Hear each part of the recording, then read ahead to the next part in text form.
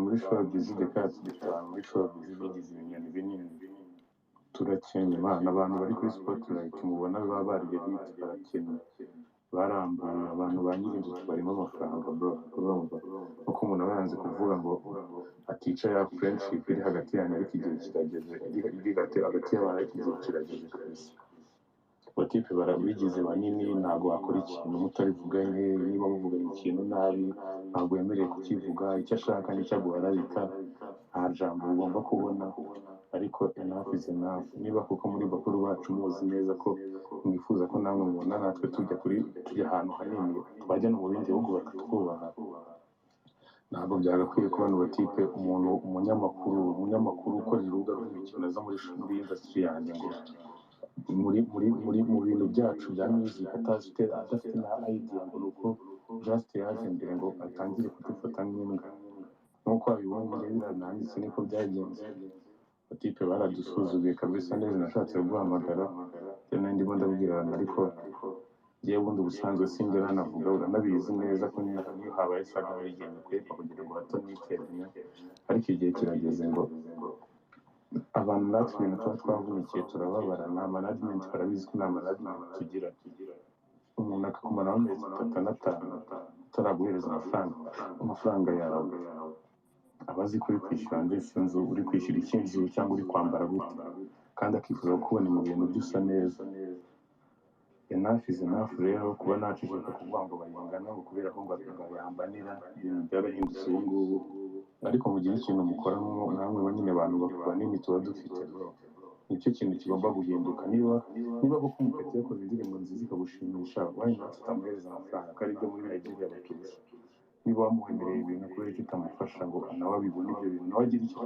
iyo energy yo kuba yakora iki kintu runaka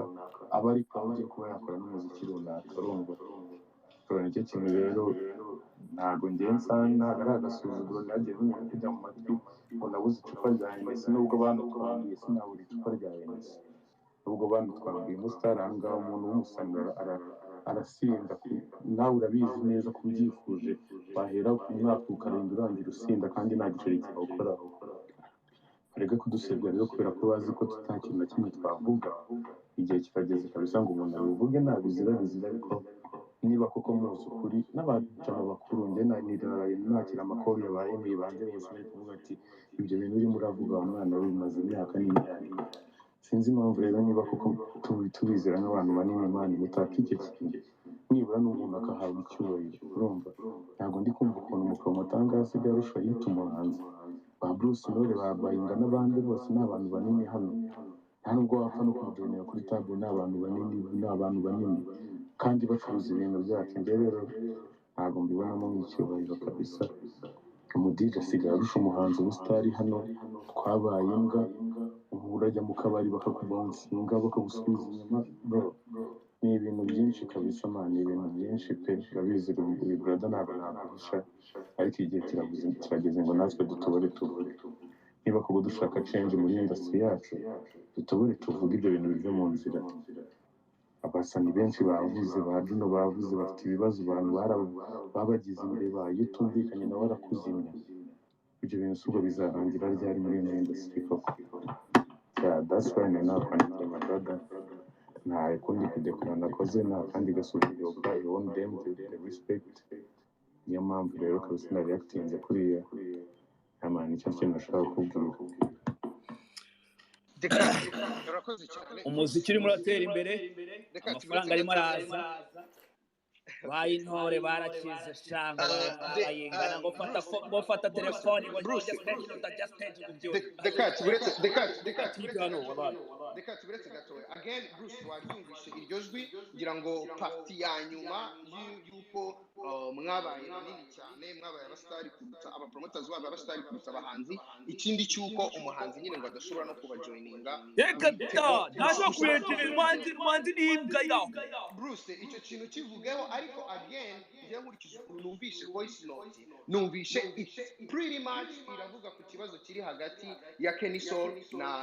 na Bayingana ndetse na kiriya gitaramo cyabaye giheruka ariko Bruce wapi bro uri muri reka Bruce erino uri muri